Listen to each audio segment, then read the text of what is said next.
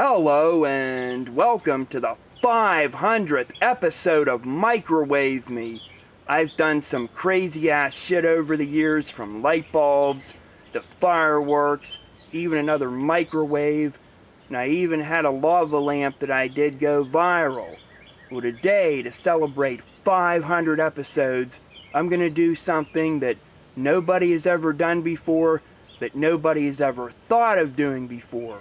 I'm going to be doing a traffic light. No, not a traffic light lamp. A real functional traffic signal. And this could be really cool.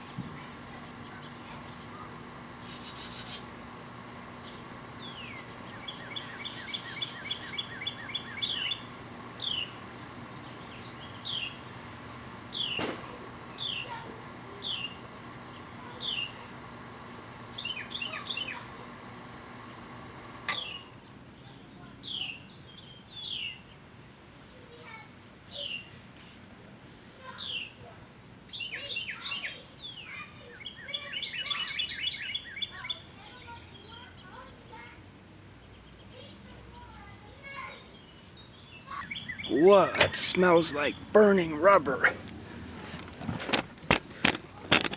Have to boom blast this baby to a slower state.